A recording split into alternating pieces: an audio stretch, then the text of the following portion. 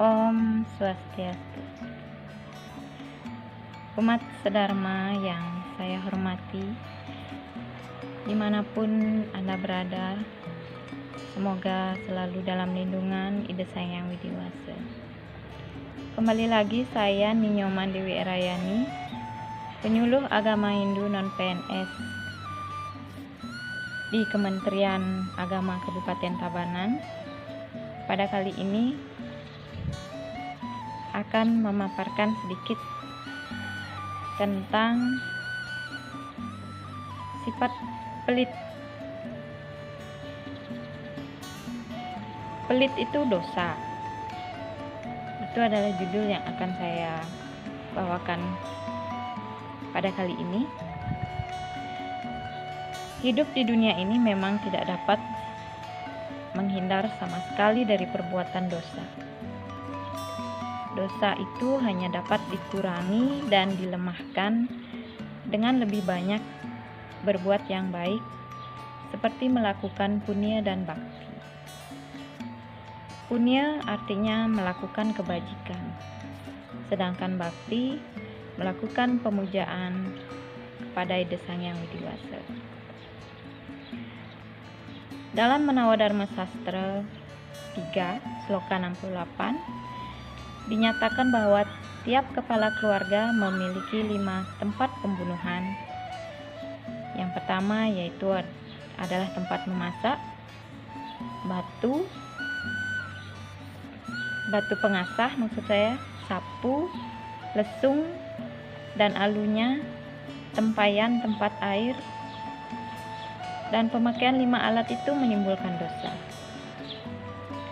Namun di situ juga dijelaskan bahwa untuk menembus dosa tersebut, pemakaian 5 alat itu tiap kepala keluarga diajarkan agar melakukan pancayatnya tiap hari. Pancayatnya setiap hari terwujud dalam yatnya sesa yang di Bali disebut mesaiban.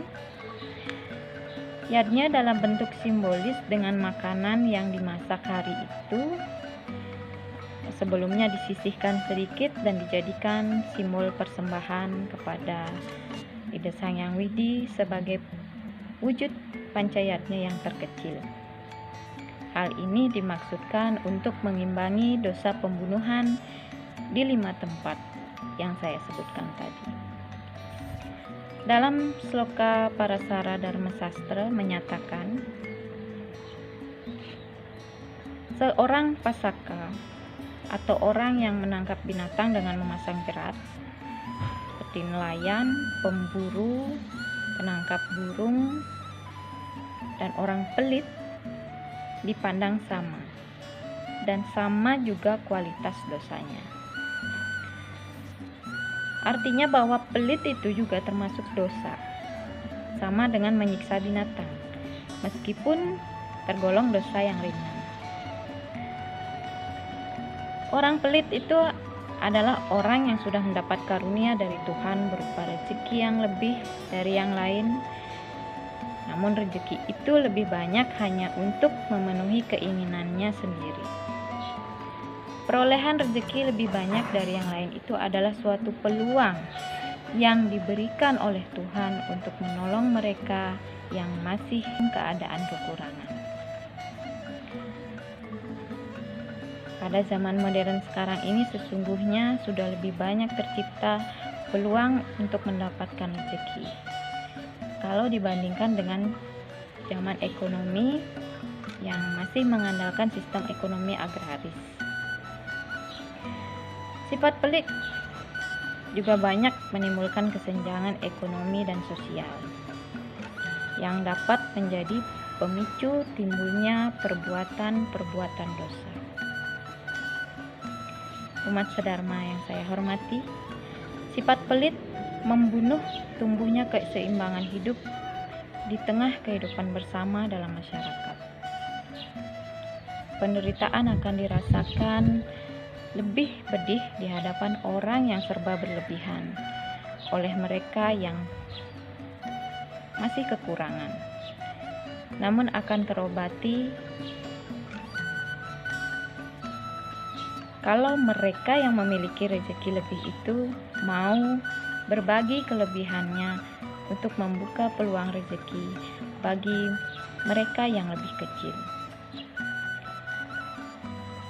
Contoh misalnya, kalau mereka yang tergolong kaya itu mau berbelanja di warung rakyat kecil, tidak selalu ke pasar swalayan, bahkan sampai ke luar negeri. Hal itu akan dirasakan sebagai sesuatu yang baik dan sebagai sesuatu punya bagi orang yang lebih kecil. Umat sedharma yang saya hormati, berbagi tidak hanya harus dalam bentuk harta atau benda semata. Kita juga bisa berbagi ilmu pengetahuan yang kita miliki dengan orang lain. Karena ilmu pengetahuan sama pentingnya dengan harta benda.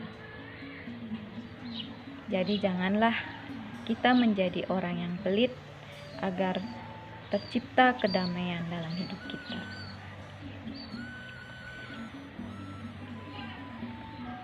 Semoga apa yang saya sampaikan sedikit tadi tentang sifat pelit berguna untuk kita semua, tentu saja untuk saya sendiri.